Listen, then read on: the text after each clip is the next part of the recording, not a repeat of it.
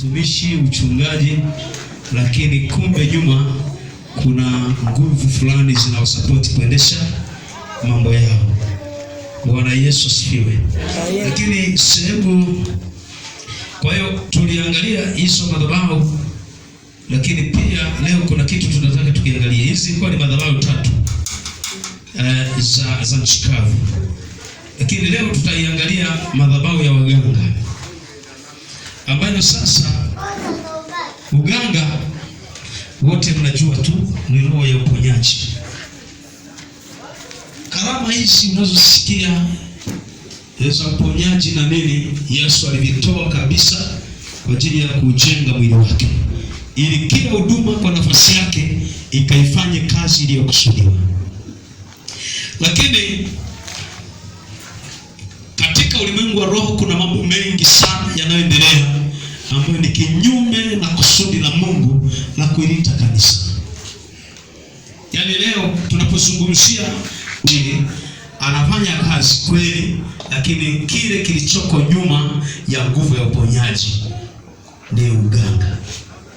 Bwana Yesu asifiwe. Tutaangalia kwenye Biblia. Kanisa linaweza kuwa operated kwa mifumo kama hiyo. Uganga unaweza kufanya kazi ndani ya kanisa. Bwana Yesu asifiwe.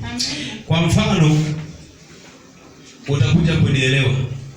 Watu wengi wanapokuwa hawajamjua Mungu, huko mwanzo kuna falme nyingi sana zinakuwa zinatawala kwenye maisha yao. Yaani mtu haujaokoka, kila mtu ana yakale yake ambayo yalimtesa, yalimsumbua. Kuna mtu alikuwa sio mzinzi lakini alikuwa ni mlevi. Kuna mtu hakuwa mlevi au alikuwa mlevi lakini alikuwa mzinzi sana. Maana yake ya kale ya mtu kuna hali fulani, roho iliyotawala maisha yako zaidi kuliko roho nyingine. Kuna watu utakuta naokoka kwa sababu labda kwao kulikuwa na vifungo fulani vilitesa ile familia. Sasa nafika wakati anaona jinsi ya kupona na jinsi ya kukombolewa kutoka katika hali kama hii ni kumkimbilia Yesu.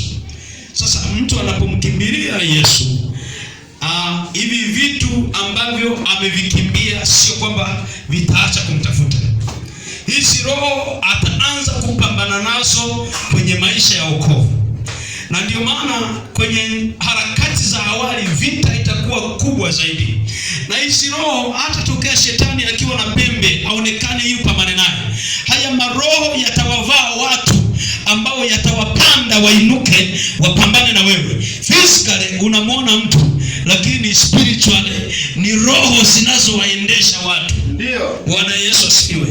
Yaani maana yake kimwili utaona unapambana na mtu, ni dada yako, ni kaka yako, ni shangazi yako, lakini kiroho sio yeye. Kuna mtu yuko pembeni amesababisha tatizo hili ulione kwenye maisha yako. Kuna kitu usichokiona kipo kinakufuatilia. Ndio maana ukipambana naye zaidi hivi utamtesa bure. Ingia ulimwengu wa roho. Piga hizo falme zianguke, alafu utamwona anakaa salama. Nasema sio mimi. Hata mimi sijui niliingiwa na kitu gani jamani. Sijui mimi, wewe ni ndugu yangu kabisa. Tunazaliwa pamoja. Si chanzo cha tatizo hili ni nini? Kumbe kilichokuwa kinamtesa ni roho zilizowapanda ili zipambane na wewe. Hivi ni viumbe wa rohoni. Haleluya.